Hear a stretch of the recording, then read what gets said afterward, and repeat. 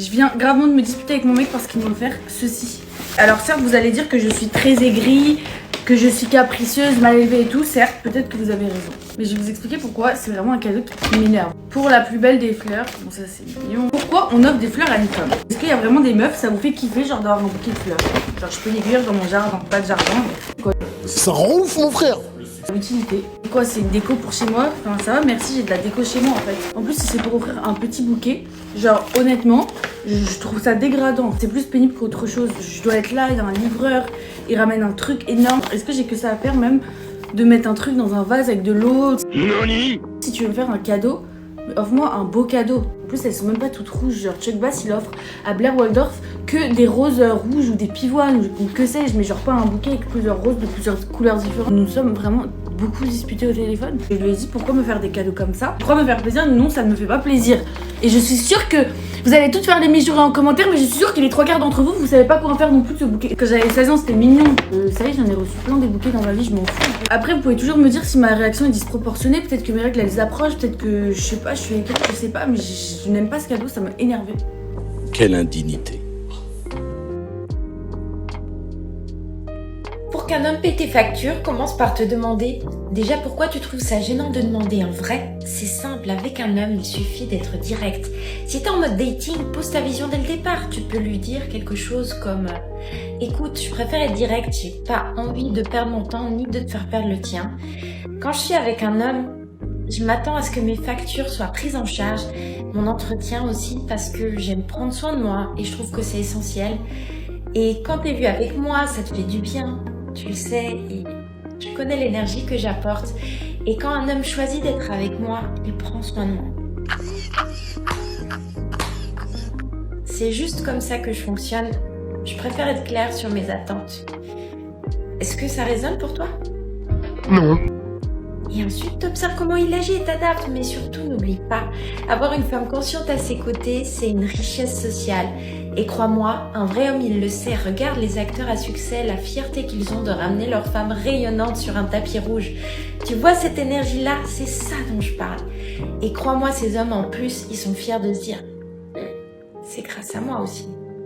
PTDR, t'es qui? Mais tu fais comment au début? Tu lui dis clairement j'aime les beaux endroits, les cadeaux, il faut me surprendre ou tu attends de voir. Alors au début il faut faire un peu de propagande, d'accord?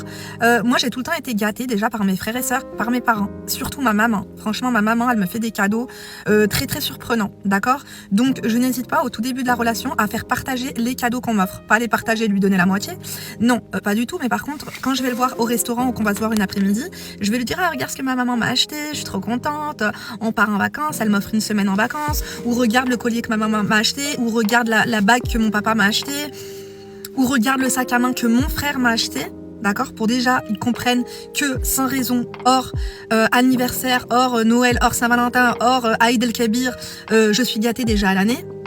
Déjà pour qu'ils comprennent que j'en ai l'habitude et que j'adore ça.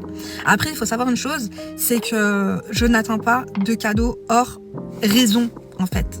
Des milliers d'euros j'ai foutu là-dedans, des milliers et des milliers d'euros. Parce que là, je suis là à vous donner des conseils, mais je vais pas vous mentir. C'est bien d'avoir des cadeaux hors raison, mais si déjà un gars, votre compagnon, peut déjà vous acheter un cadeau pour votre anniversaire, pour la Saint-Valentin, Noël ou l'Aïd, ou faites ce que vous voulez, ce que vous pouvez, c'est déjà très bien si vous offre des cadeaux de qualité à ces moments-là et qui n'oublie pas justement de vous surprendre à ces moments-là, ça sera déjà très bien. Ou pour les 1 an de votre rencontre, ou tu vois, toutes ces choses-là, toutes ces situations-là. Et justement, si lors de mon anniversaire ou lors de la Saint-Valentin, eh ben, j'ai par exemple un bouquet de fleurs, je vais lui dire ah c'est trop mignon, j'adore les fleurs, je m'en achète toutes les semaines. Tu vois ce que je veux dire? Moi c'est ça qui m'intéresse, le pognon, le cash, le fric, le mbongo, le khalis, les habet, les draham. Je vais lui faire comprendre que t'as pas fait quelque chose d'extraordinaire.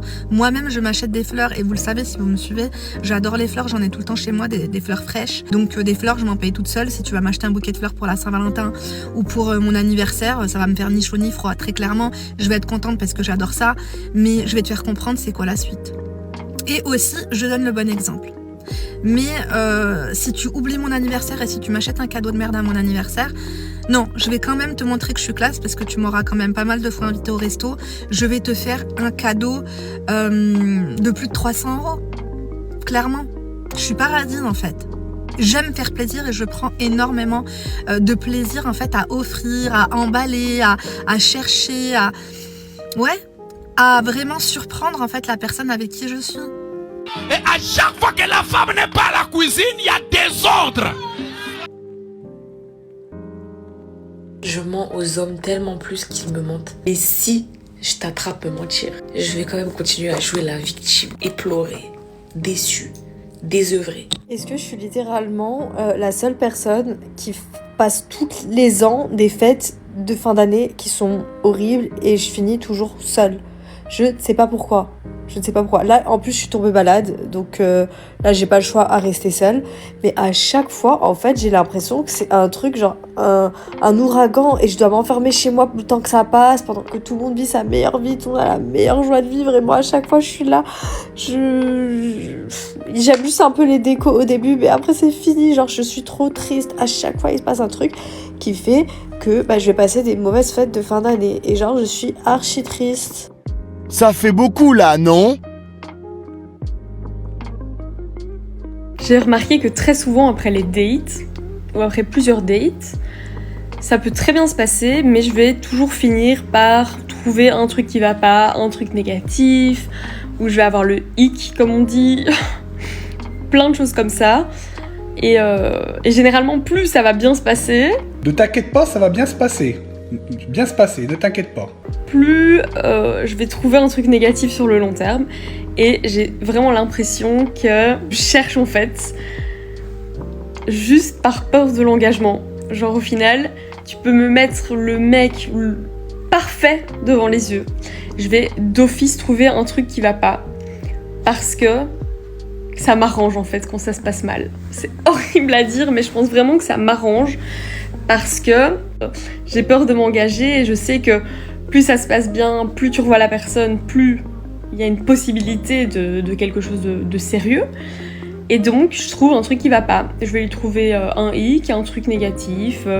Je vais dire que je suis pas dans le mood en fait, je suis pas dans le bon état d'esprit pour dater. Typique moi quoi. Dites-moi si vous aussi vous êtes un peu comme ça, mais il faut vraiment travailler là-dessus parce que c'est plus possible. Stop it. Get some help.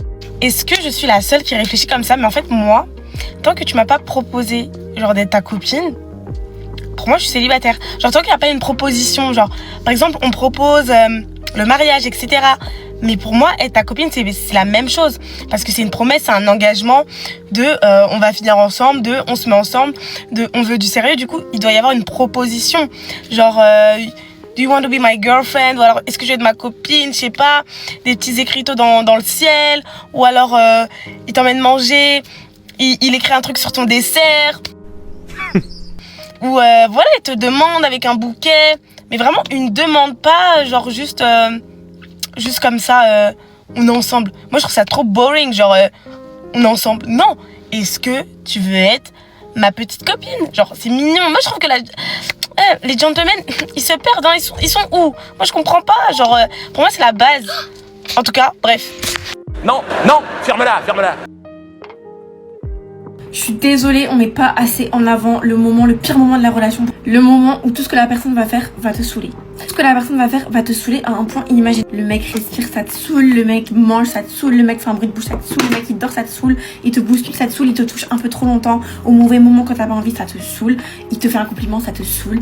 Tout va te saouler. Il est content, ça te saoule. Il est fâché, ça te saoule. Tout te saoule. Oui, on a compris, c'est bon, on peut passer à autre chose dans le plan de l'existence. Il fait trop de bruit, ça te saoule. Il y a tout qui te saoule. Il te parle trop, ça te saoule. Il y a tout qui te saoule. Tout devient irritant pour toi. Et en fait, je trouve ça archi triste parce que moi, personnellement, dans mon cas, à moi, quand ça m'arrive dans des relations, c'est même pas que je peux être avec le mec. Parce que, je sais pas, c'est juste que... En fait... Je vais te voir, je vais être bien, tu vois. Mais à la moindre petite faille que tu vas faire, ça va gâcher tout ce qu'il y a après. Genre t'as quand même envie d'être avec, mais sur le moment venu, tu le vois et tu te dis, en fait, j'aurais bien aimé être chez moi finalement. Genre... je pourrais, ouais, mais j'ai pas envie. Pas que je peux être avec, c'est pas que je t'aime pas, c'est pas que c'est juste qu'en fait, tellement tu me saoules tous les jours, tellement je suis pas bien, je dors pas bien. En fait, quand on est ensemble, J'arrive même pas à profiter de toi et du moment présent. Moi, d'autres trucs que tu vas faire, ça va me saouler. Genre ton comportement tout court, ta personne me saoule. Bref, je sais pas pourquoi personne n'en parle, mais voilà, moi j'ai envie d'en parler. Quelle humiliation. Quelle humiliation. Quelle humiliation. La fin du Kali Yoga. Conscience des minéraux, ouverture du coffre mathématique. Les golems ne sont pas prêts.